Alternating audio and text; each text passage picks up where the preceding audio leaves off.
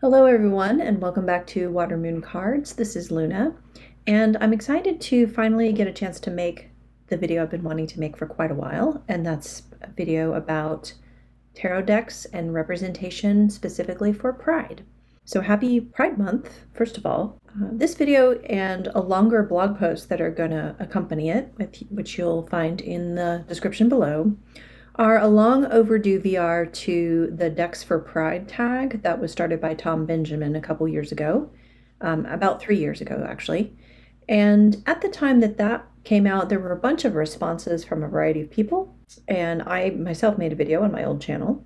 But since then, my sort of thinking on the issues around this topic have evolved and changed a little bit. I feel like they've also gotten a little bit more mature. So today I want to do a kind of a group VR to 4 videos in particular that were helpful in inspiring me to think more deeply about queer imagery and representation in tarot. And again, I'll link those in the longer blog post. I also want to acknowledge that the term queer is still very fraught for some people. For me personally, it best describes how I see my gender expression and sexuality. But I know not everyone relates to that term, so do use caution when using it. Make sure that people do identify with it before you call them queer, for example. But I will be using that interchangeably, and I might pick another term, something like community, to talk about that as just a collective term. It's hard to have a collective term in such a broad range of humanity that covers so many different facets. And, you know, there is, of course, 2S LGBTQ+ and variations on that. And while I respect that, you know, some people may prefer that or identify that with more closely, I just feel like that's kind of a mouthful, and it's likely to leave somebody out because it's an acronym and it's a list. And anytime you make a list, someone's not on the list. I'm going to probably use queer or community in this video, just so you know what I'm talking about. So the 4 videos I want to kind of address in this presentation are Tom Benjamin's original video called Queer Decks for Pride or Anytime, a VR to that by Avery Fawcett, Queer Tarot and Oracle Decks for Pride Month. And then Laura at Aquamarine 18 Tarot and Books made a response initially to that first VR. And then about 18 months later, or perhaps maybe the next Pride Month, put out something called A Ramble on the Less Obvious. And this was a follow-up on their original video in some ways, and it was also addressing this question of representation and some semi-problematic questions that they got from some viewers. And that was, you know, a really interesting set of questions to think about, and so I'll talk about that a little more in this video.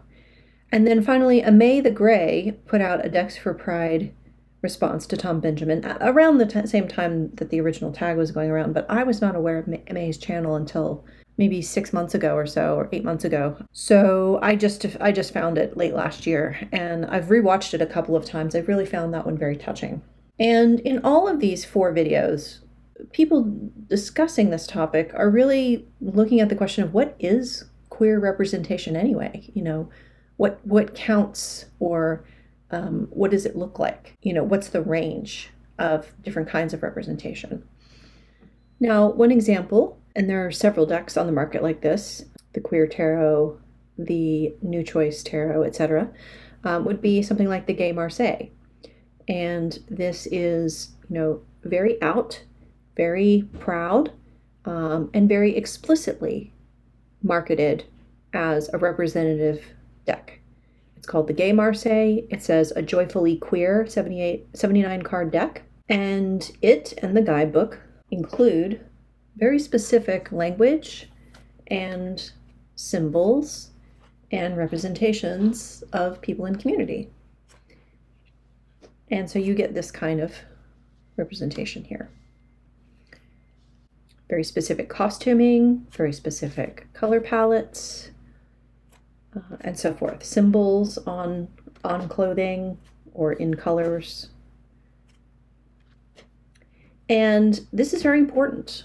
You know, it's very important to have this kind of representation available for people who need to see themselves reflected back in this kind of a way, that this is what they align with.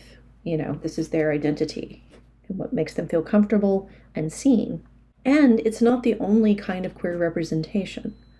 A A lot of us don't dress up in wolf costumes.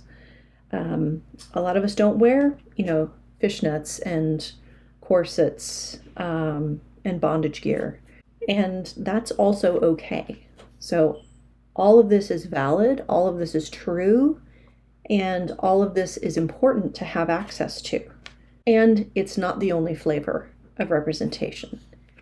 And some of us, like myself, don't necessarily always relate on a personal level to this. I love to see it. It brings me joy to see it, but I personally don't dress like this. I personally don't, even if I go out to like a gay club, but even when I go to that event, I don't dress like this. And so my question, and a question that was kind of raised in the video that Laura did, was, is there another way to see ourselves represented that does not include asking someone to tone it down, to be less obvious, to be less themselves, to somehow repress some part of themselves?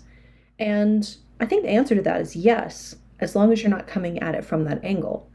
So if you're asking about queer representation and you're saying, well, what's less obvious, right? That can kind of get somebody's hackles up, because it's like, well, you want me to be less obvious? No, I want to be myself. And so that's not really the question that I want to ask or answer here.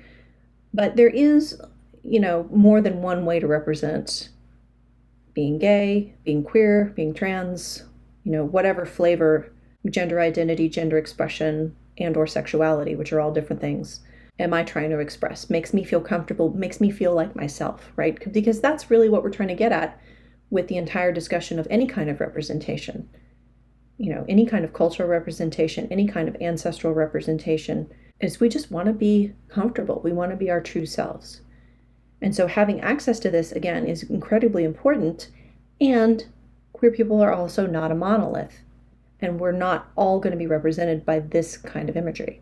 And so I was thinking about that for myself, right? Where are my run-of-the-mill lesbians? Where's my business attire trans person? Where's my bland bisexual person? People who dress more modestly or more sort of in a utilitarian way, which is what I see a lot. Again, I live in rural New England. It's cold up here, and a lot of people do manual labor, and they wear heavy clothing and safety gear. They don't dress like this when they're at work or when they go to church or when they go to a family picnic. But they're still queer. They're not trying to hide that. They're not trying to suppress that. No one's asking them to turn it down. It's just either not their style or it's not practical for that situation. But I still want to see that representation.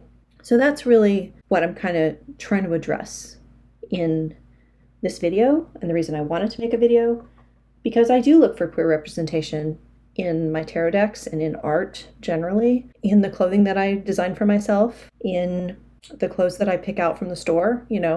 I still want to feel like me. And so what do I feel represents me?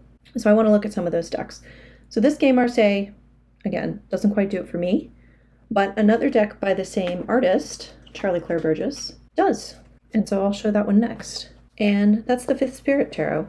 And I've shown it on the channel before. A lot of people have mentioned this. And I will say that of all the decks I'm going to show you today, this one is the most explicitly queer. It has explicitly trans and non-binary folks in it, such as our Empress and Emperor here. You can see a mix of physical characteristics.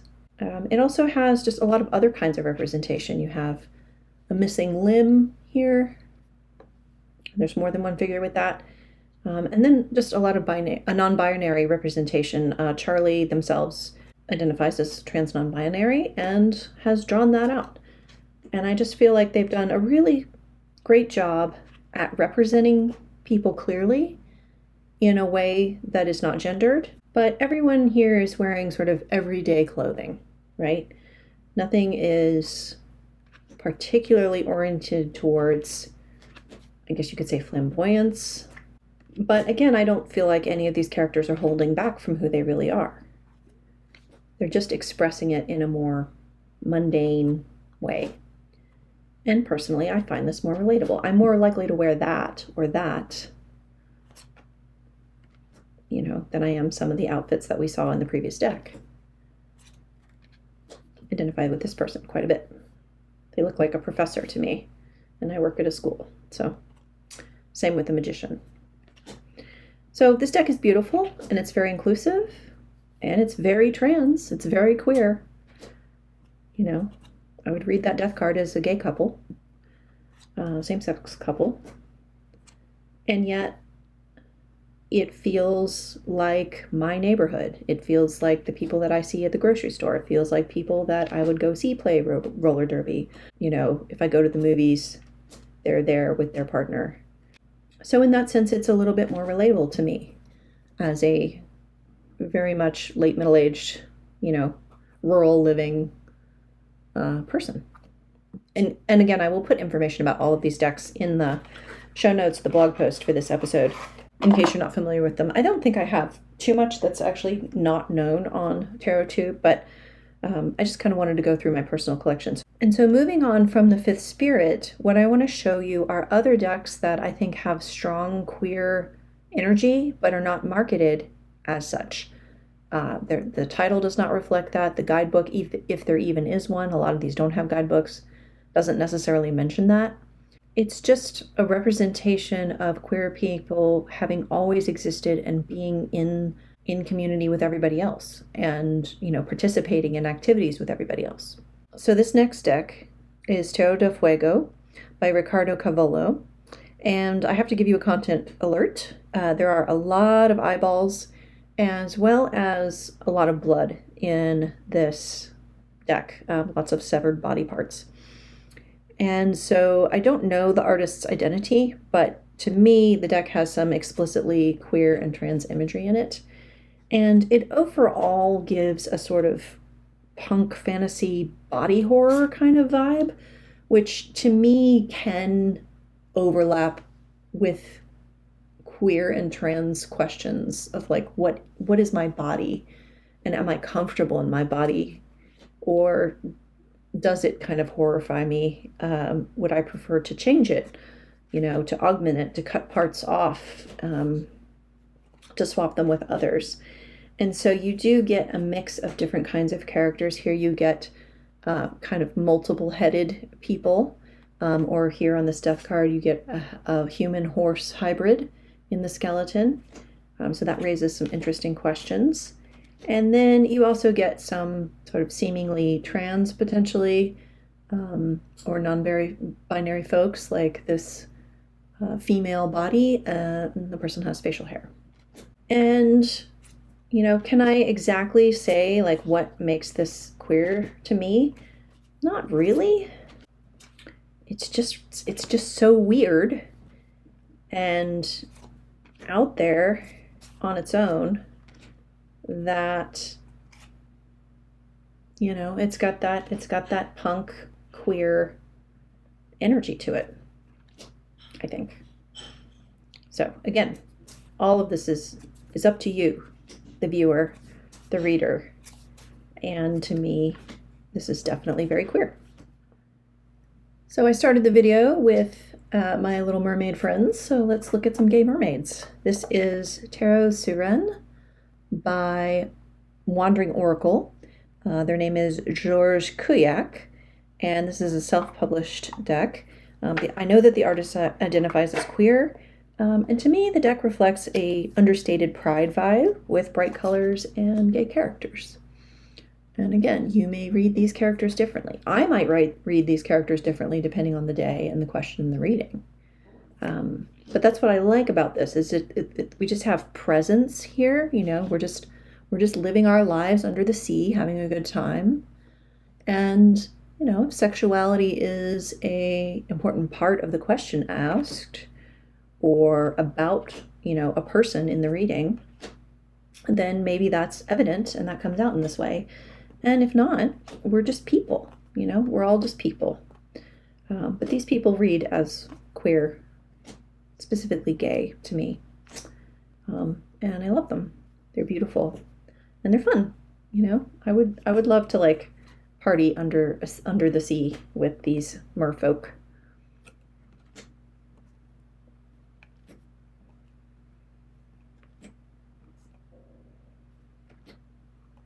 And you do get a little bit of imagery, like this is giving, you know, gay sailor a little bit. We've had a couple of cards in here with some rainbows, subtle rainbows on them, like this magician. So, but it's not really explicit. It's just sort of being colorful.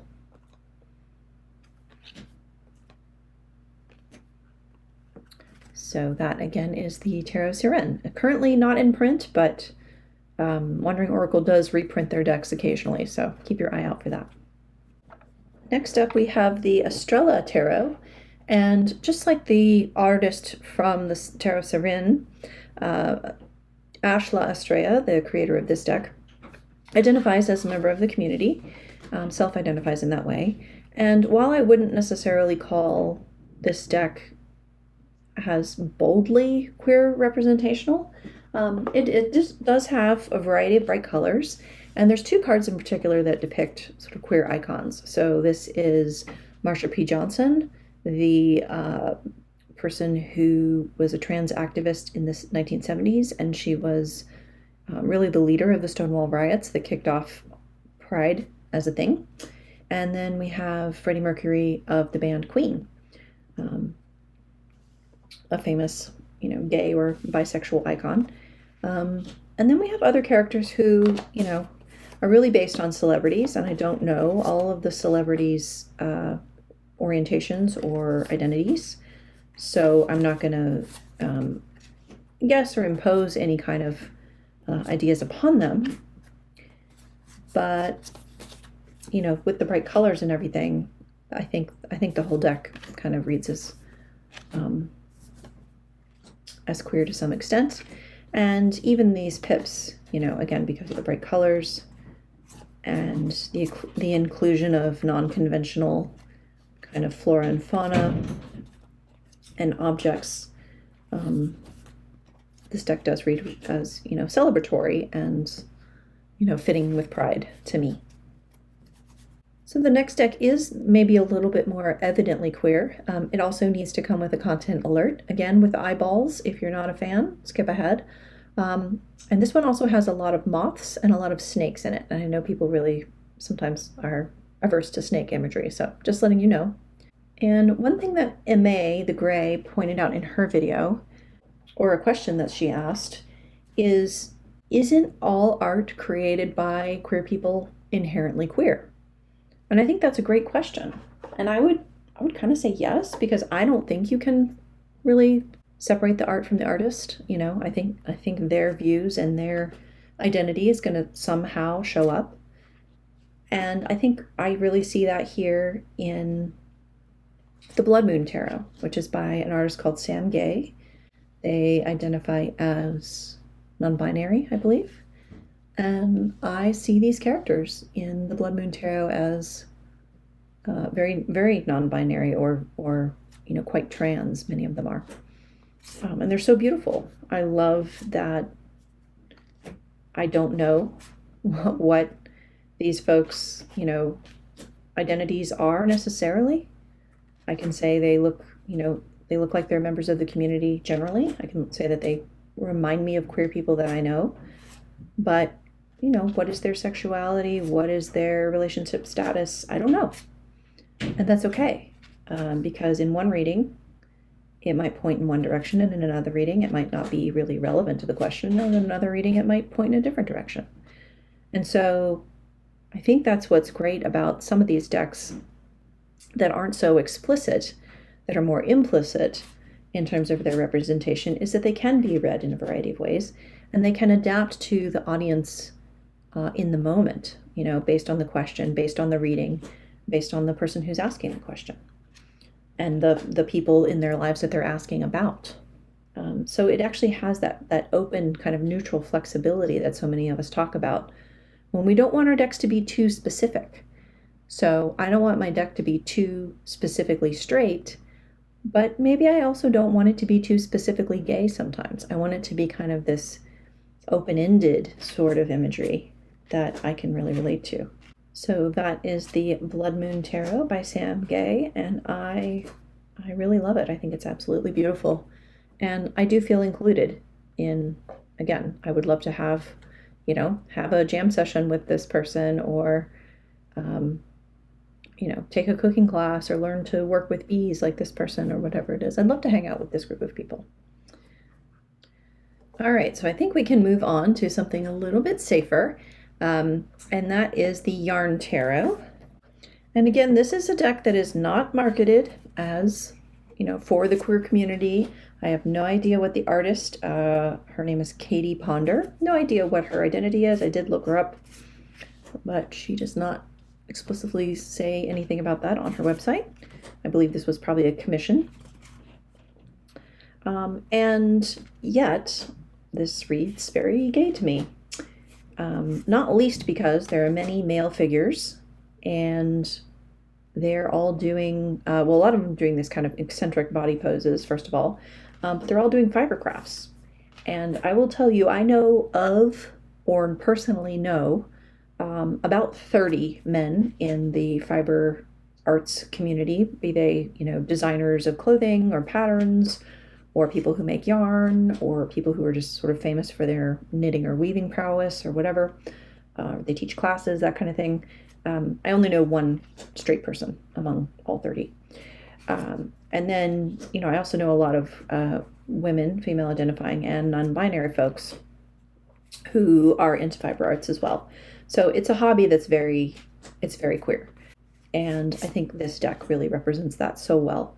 A lot of non-binary folks, a lot of cards where you might interpret the person a certain way in one context and then a different way in another context.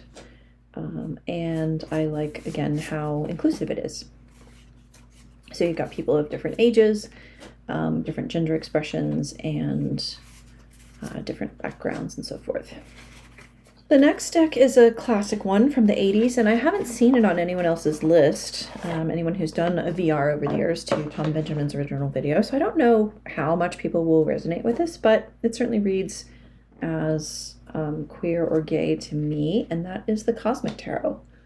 And a lot of these figures, again, look non-binary or gay, just based on other people that I know. So many of them are modeled on actual famous figures, and I don't know the identities of all the models that they used, but there are a lot of people from the theater and dance, and as we know, there are many queer folks who are in the entertainment industry, show business. So perhaps that's why it's giving me that vibe. I don't really know, but yeah, I mean, the cards like this where you have two people that look like they could be the same gender, right?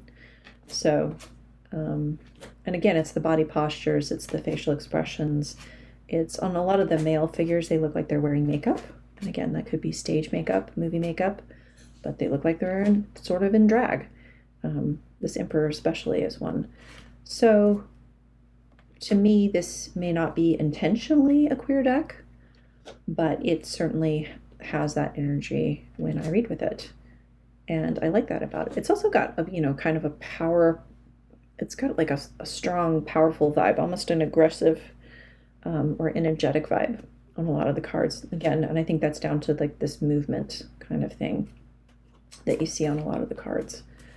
So yeah, that's the Cosmic Tarot, and this is still in print. I have a vintage copy from AGM on that lovely buttery cardstock, but it's a great reader if you like this art style. It's really clear reader to me. It answers questions very directly. Because there's so much detail in the card, it gives you kind of a lot of reasons why it's telling you what it's telling you. It gives you a lot of detail, I guess you'd say. Again, Cosmic Tarot, and I really like it.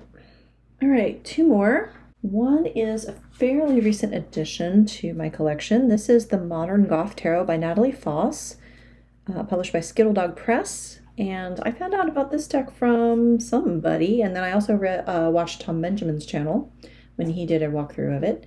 And, as he says in that video, it's kind of like, how do I know these characters are queer? I just do.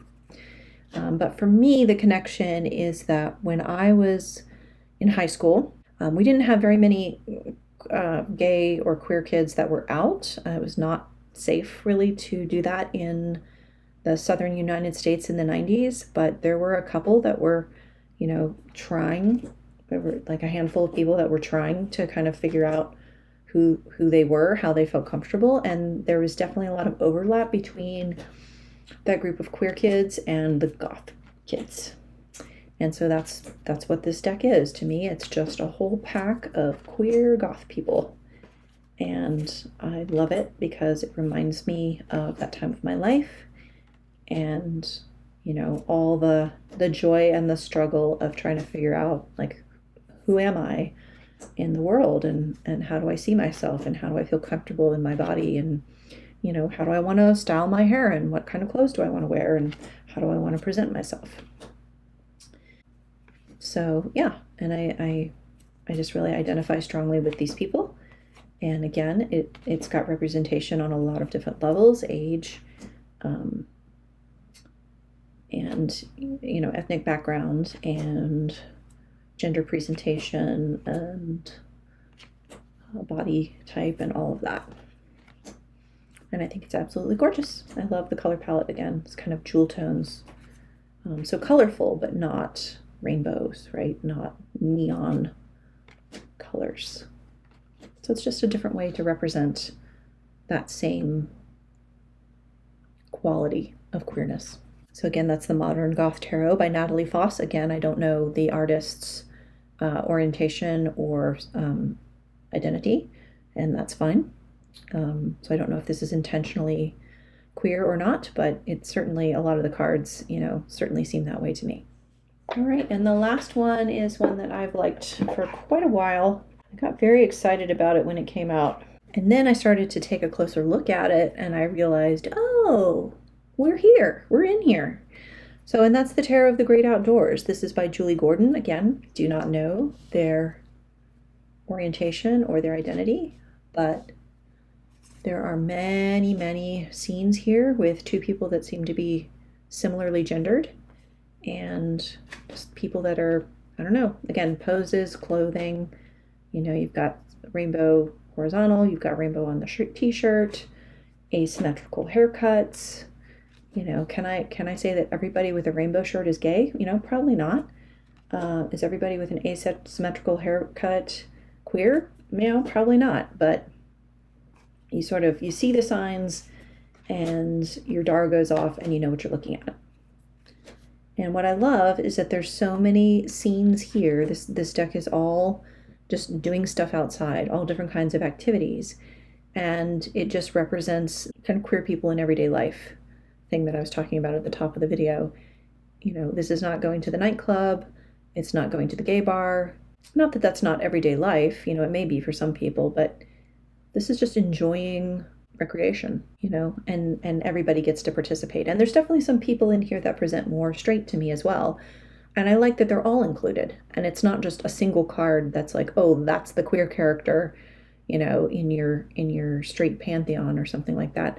But that there's many cards and out of the bunch, and there's also, you know, a mix. And I like that because that's my lived experience, right? Is that everybody lives alongside each other. Everybody gets along. Everybody shares the space. Everybody enjoys the activities together. And we're all included, and nobody's like singled out in a certain way or pointed out in a certain way. It's just natural that we're all here and enjoying our natural environment together. So I just want to wrap up by saying thank you for joining me for this video. I hope it was interesting, and I'd love to know your opinions on some of these topics. If you feel like you want to comment or make your own video, you know, what does queer representation look like to you? And how does it show up in decks, whether that's intentionally by the artists or just kind of, you know, maybe they happen to represent people that they see in the world, and some of those people happen to be queer. I'd love to know more about your impressions of that. So until next time, take care, and I'll see you again soon. Bye-bye.